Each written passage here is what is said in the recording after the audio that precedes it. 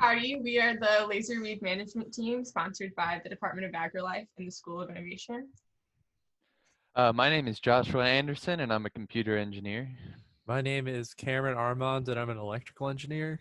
My name is Abigail Doherty, and I'm a computer engineering major. And my name is Michael Go, and I'm an electrical engineering major.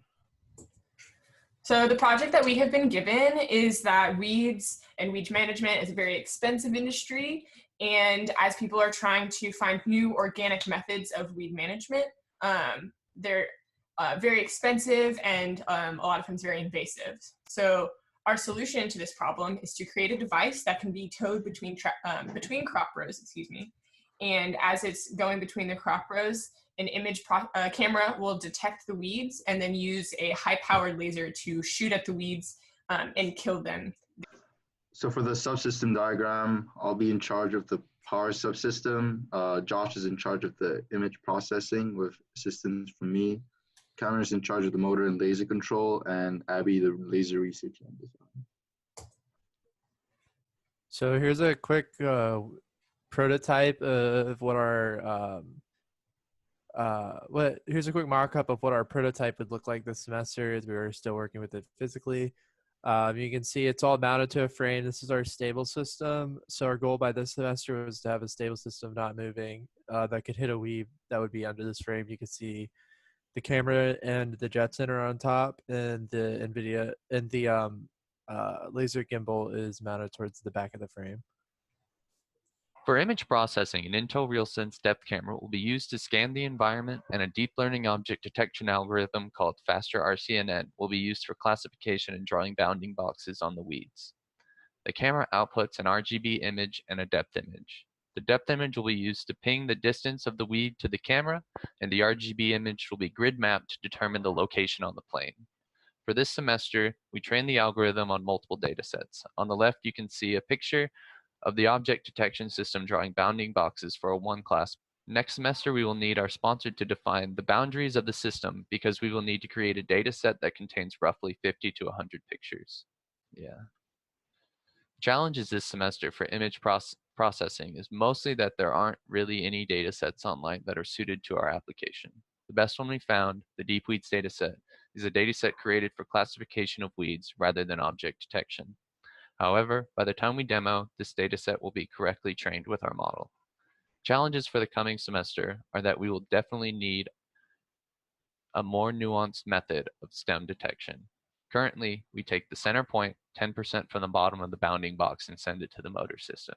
This could cause problems for oddly shaped weeds. Also, current hardware is not sufficient to meet our target timing goals for the upcoming semester.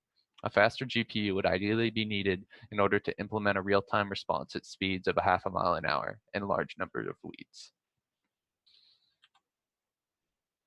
For the image processing demo, we hope to take a subset of the Deep Weeds dataset, roughly 1,000 pictures that were annotated by hand. However, if for some reason this dataset is impossible to get to work correctly, we will use the Pascal VOC dataset to generate accuracy data and timing analysis. At the very least, we were able to get a small dataset that we created ourselves from the weeds we were given working, and we got an accuracy of over 90% for the real-world weeds. The picture to the right is an example of the Deep Weeds dataset being inferenced correctly by our object detection model. For the laser subsystem, I have currently written code for the different tests that will be completed in the fall for the laser research. In order to complete this research, our sponsor will give us sample weeds.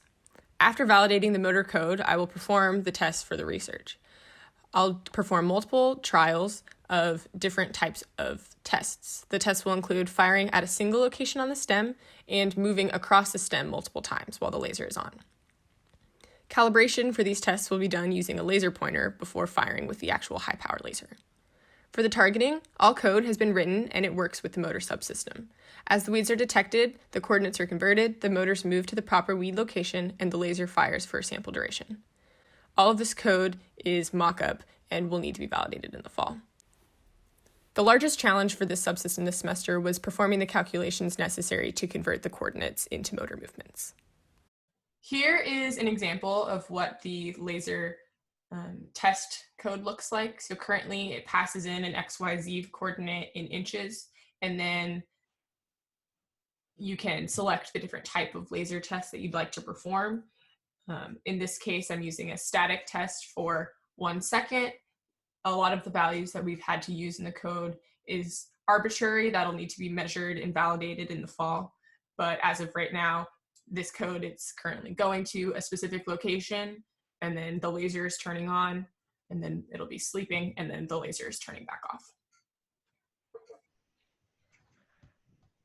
Okay, so for my subsystem, I was mostly dealing with the servo controls, moving the gimbal, making sure we're going where we need to go, as well as taking those images and converting them into something that actually translates into real life movement, and then making sure that the motors are actually targeting and killing the weeds.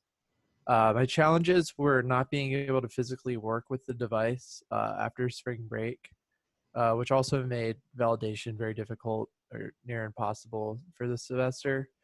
But we are working, we're trying with our code to get outputs that look like they would reasonably point to the right location. So you saw this code a little bit earlier, but here's a little diagram that kind of explains what's going on. So once a weed is targeted, it'll do a quick calculation on the side to make sure that we're getting to the right angle there. And then it converts that into steps in the motor. So the servos take a certain pulse width modulation, and it's a simple multiplication from that angle to get to the right amount of steps that we need. And then finally, I'm going to be doing a lot of validation next semester, but so I've been working on like a basic outline of how that's going to work. First step is to finish mounting all the hardware. So we're working with the stable system. I made this little camera mount that we're going to get printed as soon as we can. So we need to take some measurements at the top of my code, or our code. Currently, we have a few constants that we need to measure and get those. And then finally, we need to do some calibration. There might be some minor tweaks we need to make based on factors we haven't considered, like maybe the laser needs to be adjusted a certain way.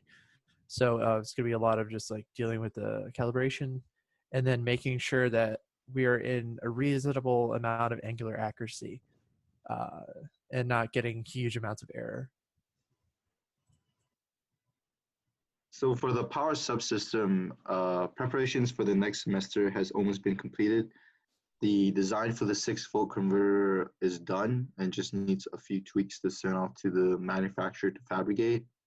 The budget has been updated with the bill of materials, and all that really needs to be done is to send it off for verification.